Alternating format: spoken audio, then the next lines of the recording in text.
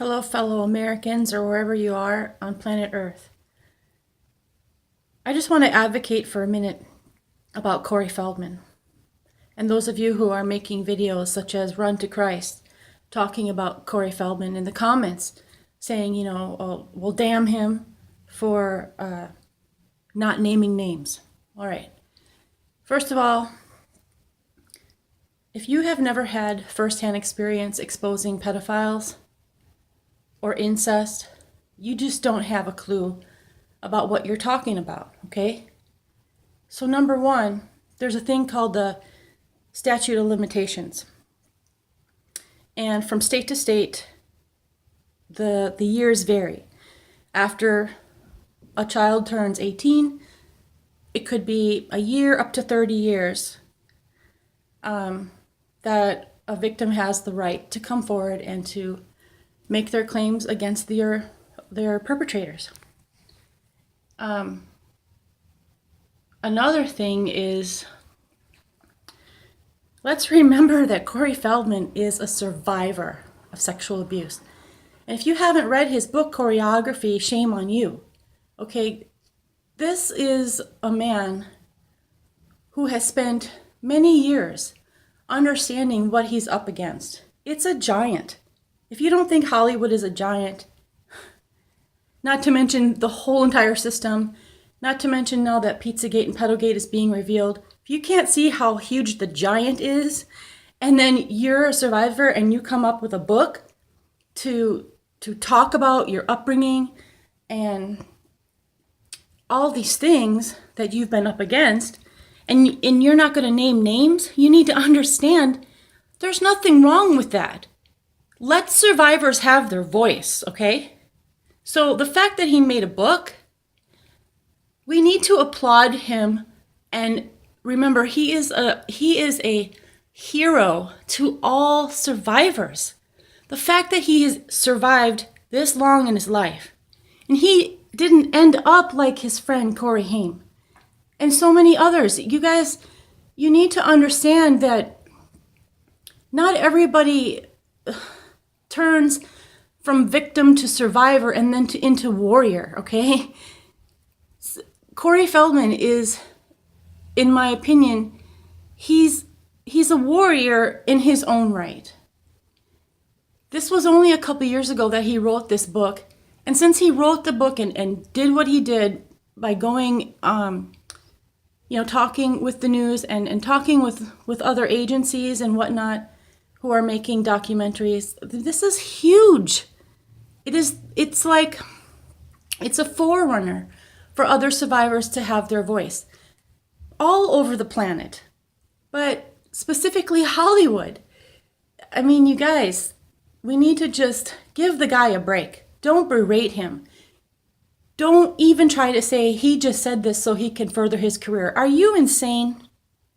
Because you must be insane to think that he would come forward as much as he already has. So, if I haven't even said this already, we need to understand that every single state in America has a statute of limitations. So that means from the age of 18, it could be up to a year, up to 30 years. It really depends on the state. But there is not a freedom for victims to come forward just at any time whenever they start to have their memories back.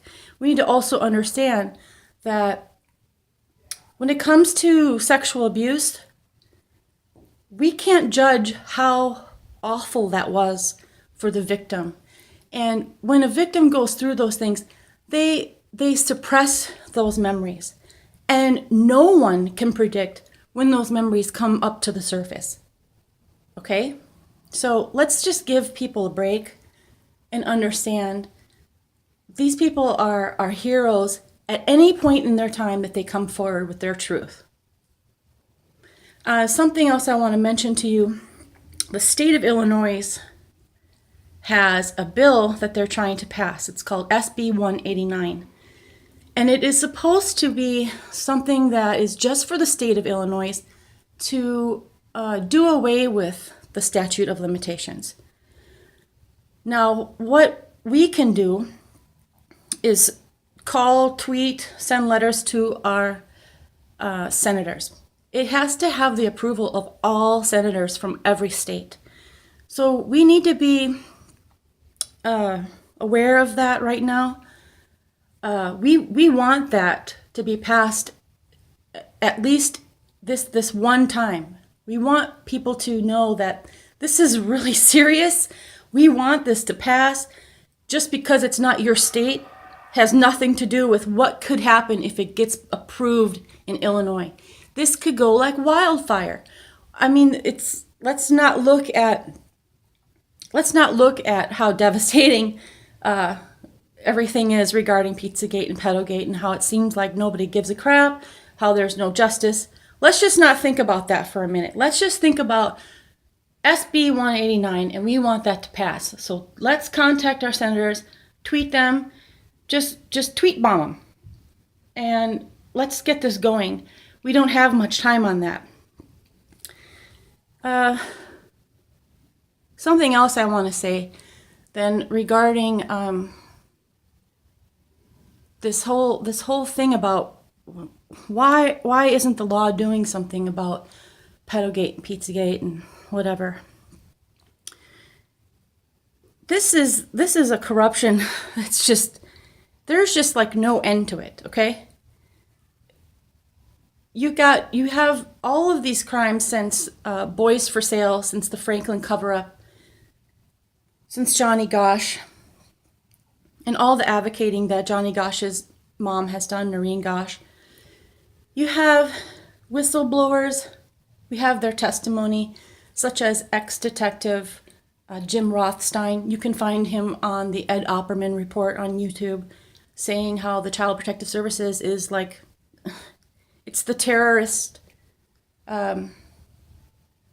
terrorism of America, because these people are running under a nonprofit organization and stealing children. Okay, we have to consider things like Senator Nancy Schaefer, who she spent 4 years of her life and her career as a Christian woman investigating Child Protective Services, and she didn't name names. All she did was unveil the Child Protective Services as being a very corrupt agency that is doing human trafficking. She didn't survive. The day before her book was to come out, and she was in the process of making a documentary, she was allegedly murdered.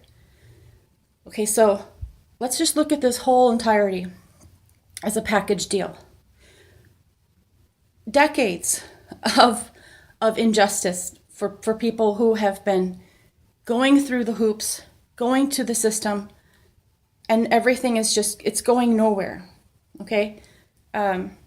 You can look at a newspaper called the Kansas City Star, 2016, and you can Google search crimes against children, gross negligence.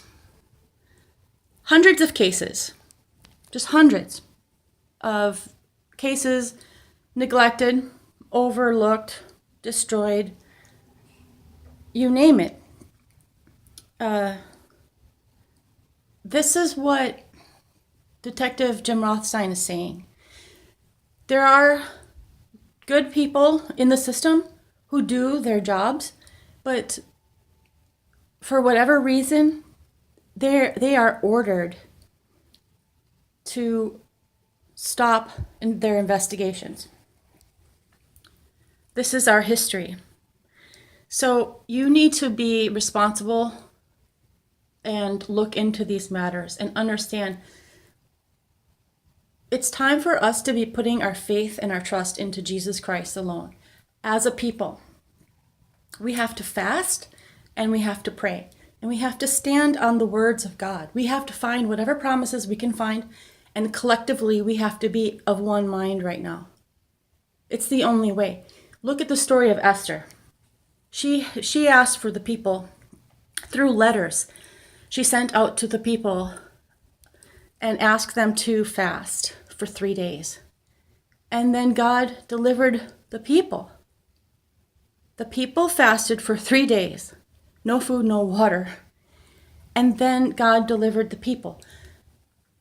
So I'm just at the point where I'm kind of really sick and tired of looking into all these things, and I'm waiting for my people to rise up and to give glory to the Lord, and to see that these problems have been going on forever, and God has a solution to bypass our government.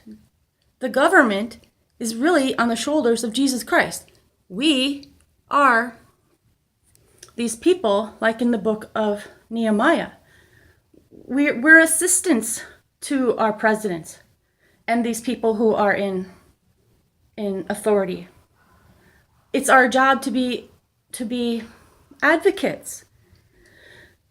So that's my plea to all of you. Let's just get all on the same page, okay?